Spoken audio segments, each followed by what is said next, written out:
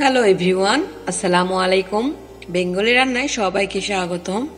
আজকে আমি mango pudding তৈরি করে দেখাবো। আমের মৌসুম তো প্রায় শেষ হয়ে যাচ্ছে, তার আগে আমরা এই ম্যাঙ্গো পুডিংটা তৈরি করে নেই। এটা কিন্তু জেলাটিন কিংবা আগার আগার পাউডার কোনোটাই ব্যবহার করা হয়নি, খুবই সহজে। চলুন তাহলে দেখে নেওয়া যাক। প্রথমে আমি একটা আম নিয়েছি। আমটাকে আমি খুব ভালোভাবে কেটে আমি টুকরা করে নেব। আপনারা যে কোনো আম নিতে পারেন, কিন্তু দেখবেন কালারটা যেন খুব ভালো আসে আর আমটা যেন মিষ্টি হয়। আমি এখানে হাড়ি ভাঙা আম নিয়েছি, আপনারা যে কোনো আম নিতে পারেন।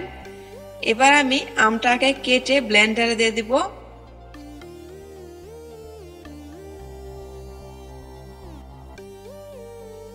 পুরোটা আম আমি ব্লেন্ডারে দিয়ে দিচ্ছি। আপনারা চাইলে দুটো আম দিয়েও করতে পারেন, আমি একটা আম দিয়ে করছি। আমটা আমার বড় সাইজ ছিল, সেই জন্য আমার একটাই লেগেছে। এবার আমি দিয়ে দিচ্ছি চিনি। আমি এখানে হাফ কাপের মতো চিনি দিলাম, দিয়ে একটু বিট করে নিচ্ছি।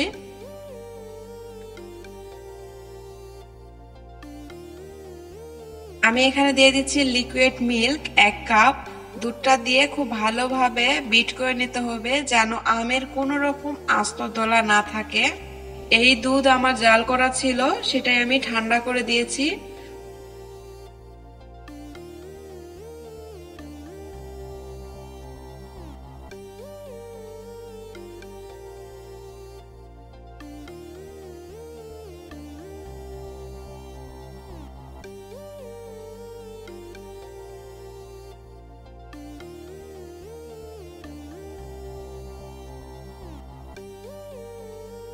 তিন থেকে 5 মিনিটের মতো আমি বিট করে নিয়েছি।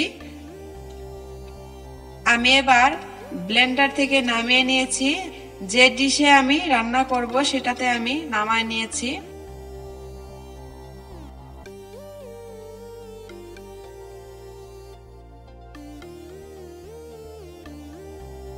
এবার আমি এখানে নিয়েছি হাফ কাপ কর্নফ্লাওয়ার।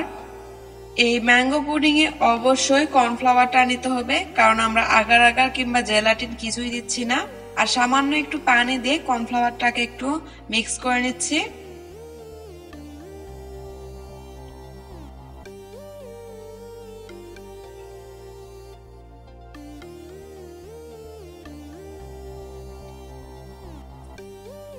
চুলাতে দেওয়ার আগে আমি কর্নফ্লাওয়ারটা মিক্স করে নিচ্ছি। চুলাতে দেওয়ার আগে অবশ্যই এটা করবেন, তাছাড়া কিন্তু আবার গরম থাকা অবস্থায় দিলে এটা জমাট বেঁধে যাওয়ার সম্ভাবনা থাকে। দেখতেই পাচ্ছেন কর্নফ্লাওয়ার দেওয়ার পর কালারটা একটু চেঞ্জ হয়ে এসেছে। কালারটা একটু সুন্দর দেখানোর জন্য ম্যাঙ্গো আমি কালার একটু দিচ্ছি। এটা অপশনাল, চাইলে আপনারা দিতে পারেন নাও পারেন, কিন্তু এটা দেখতে সুন্দর লাগবে, ম্যাঙ্গোর মতো কালার লাগবে।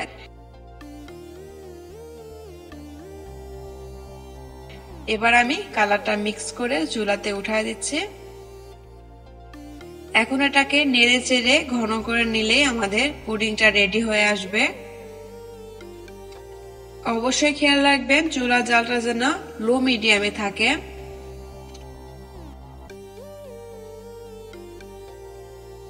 একবারে হাইতে দিলে কিন্তু এটা পুড়ে যাবে, দলা লেগে যাবে।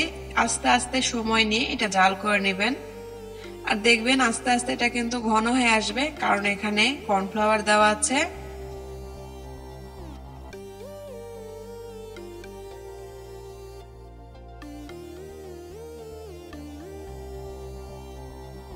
বেশ কিছুক্ষণ ধরে আমি জাল করেছি, আর দেখতেই পাচ্ছেন ঠিক এইরকম ঘন হয়ে এসেছে। এখন আমি এটাকে নামায় নিচ্ছি।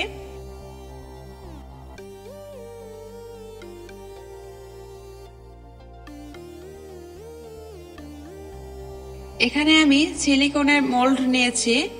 আমি একটু তেল দিয়ে ব্রাশ করে নিয়েছি, এটা তেল দিয়ে না করলেও হয়।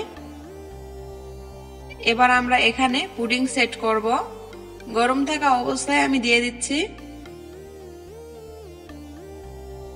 একইভাবে আমি চারটাতে দিয়ে দিব। আপনাদের বাসায় যদি সিলিকনের মোল্ড না থাকে তাহলে কোনো সমস্যা নাই। আমি এরকম কাচের বাটি নিয়েছি, সেই বাটিতেও আপনারা এটাকে তৈরি করতে পারবেন। কাঁচের বাটিটাকে একটু তেল দিয়ে ব্রাশ করে এভাবে ঢেলে নিয়েছি। আর 2 ঘন্টার জন্য রেস্টে রেখে দিতে হবে। আর 2 ঘন্টা পর দেখতেই পাচ্ছেন আমার পুডিংগুলো খুব ভালোভাবে সেট হয়েছে। সিলিকনের মল্ড নিলে খুবই সুবিধা হয়, কারণ একটু হাত দিয়ে আলগা করে নিলে দেখবেন সহজেই উঠে আসে।